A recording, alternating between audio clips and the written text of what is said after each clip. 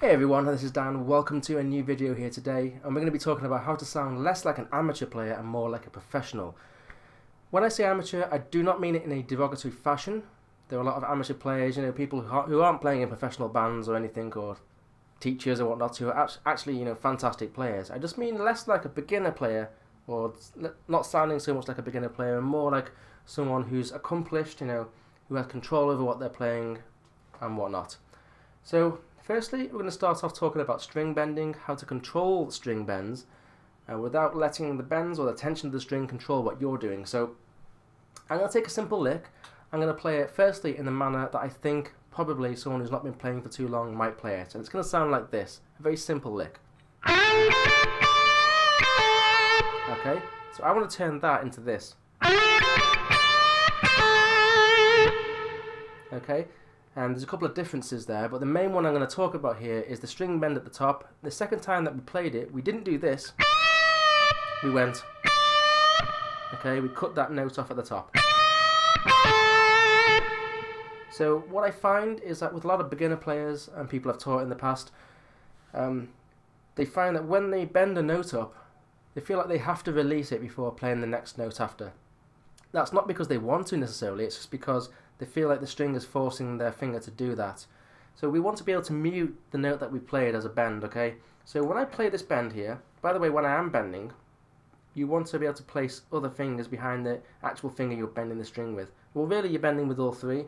So if I'm playing the 10th fret, my third finger here, and I'm bending that one up a full tone, I'll place my second finger on the 9th fret and my first finger on the 8th, and use all three of them together, okay? Then when I play that note, I'm actually going to place the side of my palm of my hand on the strings just in front of the bridge here, just to cut the note off. That will mute the note. Okay. As I'm doing that, I'm also releasing this finger, releasing the pressure that I'm applying onto the fret. So we're no longer fretting the note. We just slightly release it. You can take your hand off altogether if you like. Okay. You don't want too much movement though. Obviously you want to be ready for the next notes that you're playing, and you don't want to create any noise that's unwanted. So yes, we want to be able to do that. So really I'm just placing this hand down. Really it's a small movement when I actually play it without thinking about it. So I'm just kind of just doing that with my hand, taking it away, placing it on, that little bit of movement there. So now I'm going to play a different lick. It's going to be a little bit more complex. But we're going to be muting these bends that we play, but in a different way. The lick is going to sound like this. Okay, let's play that again. Okay, I like to put that little blues curl at the end on it. So, if I was to play that in a way that I think someone who's not been playing for too long would play it, I think it would be something more like this. Okay, there's a couple of things there. You could say that's exaggerated in some ways, but I've heard a lot of people play pretty much like that, okay? So the first note that we bent, we don't want to release that, okay? What we're doing here is we're bending the 8th fret up a full tone, then playing the 5th fret of the high E, and then the B. The key thing is here, the next note that we're playing on the high E is an upstroke. Okay? So now we're not really using the side of our palm to mute this note that we bent up. We're using the action of the stroke, of the pick that we're actually using for the next note. Because we're doing an upstroke, naturally what happens with me is my side of my thumb touches the B that I've just played, okay? So now we're getting ready to play the next note, okay? So naturally, I won't be pressing my thumb down so much like that. It's just the action of the actual picking movement will mute the note I just played, okay? It's just the way it will work. Okay? So let's just play the note. Okay, you can hear the note before it is... I didn't bend back down, just play the note. Okay? But the picking motion, as I said, my thumb touching this B string that I played as I pick upwards, mutes it. And also I'm taking my finger off that string as well, slightly. And then I'm kind of borrowing this first finger to get ready for the next string, okay? Or for the next note. So then we go... Then we go... Okay? So this part here, we're doing two little blues curls. All a blues scale is kind of a quarter note bend. It can be a half note bend or a 3/4 note bend if you want. Doesn't really matter. But basically it's a little bend that you do. Usually you can do it at the end of a phrase just to kind of give that little finishing. I'm not sure what you'd call it. But you can just end a phrase by that, like this. Okay? Just gives a little ending to phrases and things, okay? So, but here we're doing it in the middle of a phrase where we're going. And then we do another one at the end, so it's kind of a strange one. But when we're doing this, I'm using specifically upstrokes here. Again, we're using that little thing that we did at the start of this phrase, where we're using upstrokes, where if we play one note, and then get ready to play the next one, we're placing the thumb on the string that we've just played, okay? Ready to pick upwards again. Okay? Because the next stroke's a downstroke on this note here, you don't have to worry about that upstroke anymore, we just take the finger off. And when I play that note, this finger, that is doing the vibrato, is actually touching the string that we just played, the G string, so that will naturally mute it anyway. So you'll find ways to mute all the notes that you've played, but I'm giving you ideas of what I use, okay? And then for the blues curl at the end, again I just use my palm. Okay? Simple ways. And if you're doing some regular bends, like especially using your third finger, you might just want to use your palm, okay? You don't always have to bend the strings down again, just finding ways of muting. That's what I'm talking about in this part of the video, okay? Hopefully that cleared a few things up.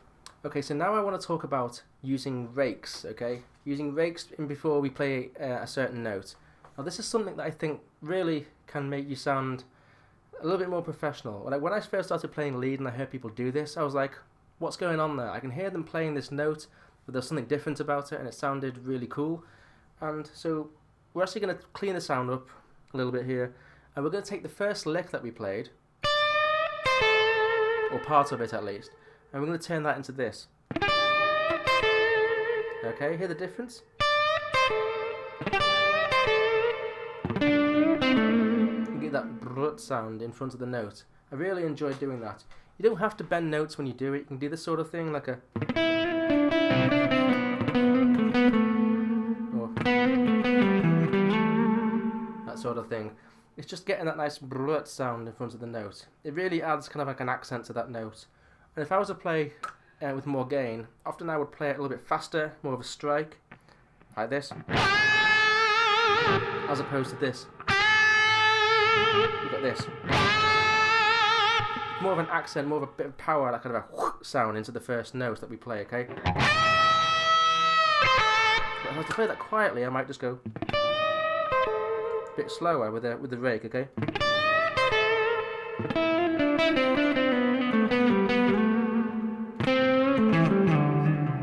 So you get the idea with that one. Now what I'm doing here, now I do this a lot with my bends, especially when I have on you know, the gain. But as I said before, when we bend a string, we have all three fingers on the string, right? But I'm using this first finger here that I have on the back end. So if we're bending up the 10th fret, I have my second finger on the 9th fret. With my first finger, I actually kind of bar it across the strings like this. So it's kind of pretty much going across the first, or the high 4 strings, okay? So if I play those 3 strings under the actual note that we're fretting, it'll sound like this. So they kind of be a bit dead, right? Might have a slight note to them if you listen closely, but really it's just kind of dead notes. And then we hit the high note. Okay?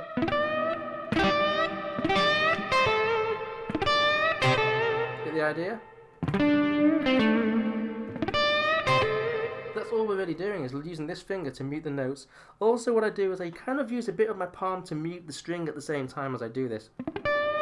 But we don't want to mute the note that we actually play, so you've got to be careful of that. When I do it, you know, with a note that I'm playing with high energy and whatnot, I don't always really mute with my palm, but I do actually a little bit, I guess.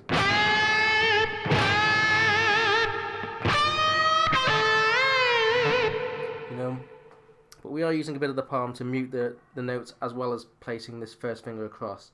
Now there will be certain notes, like if we're playing with the first finger here, we want to rate the notes before it. I actually just kind of use my palm on its own to get that sort of sound.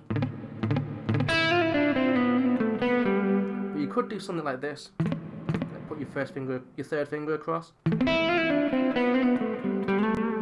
But usually I find it just easier to use my palm. Okay, so in the final part of this lesson, I want to talk about using ghost notes, okay? So let's take a random lick.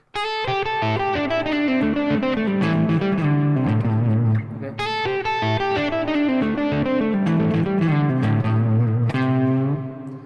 So that's just an example lick we played a couple of times, and in that we used a couple of ghost notes here and there. You know, some of them we slid in from below, some we slid from above.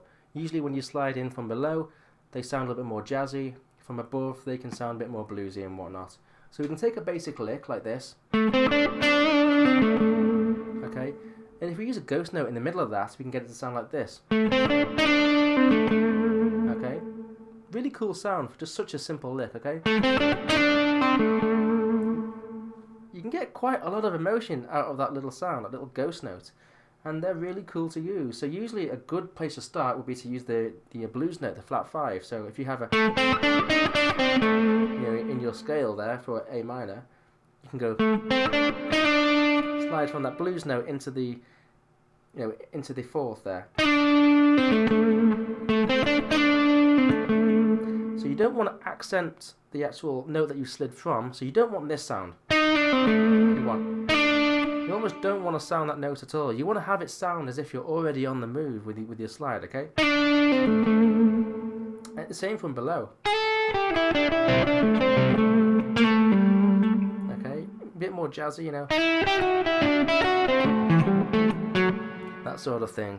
Again, sliding from below can have that effect. So here we might want to start off from the 4th fret on the high E into the 5th fret. You know, whatever. You can make up your own little licks and such, but usually having that below slide gets a little bit more of a jazzy sound. So have a go at that and see if you can, you know, add a little bit more class to your playing. To me, it does add that little bit of edge of class to it for some reason. But it's really cool. I enjoy doing that sort of thing, and hopefully you can implement it and give it a go. Try and, you know, add a little bit more nuance to your playing. Anyway, I keep looking at the microphone when I'm talking, so sorry about that. I don't know why I do that. But anyway, I'll see you in the next video. Hope you enjoyed it. Give us a like if you did. I'll see you next time.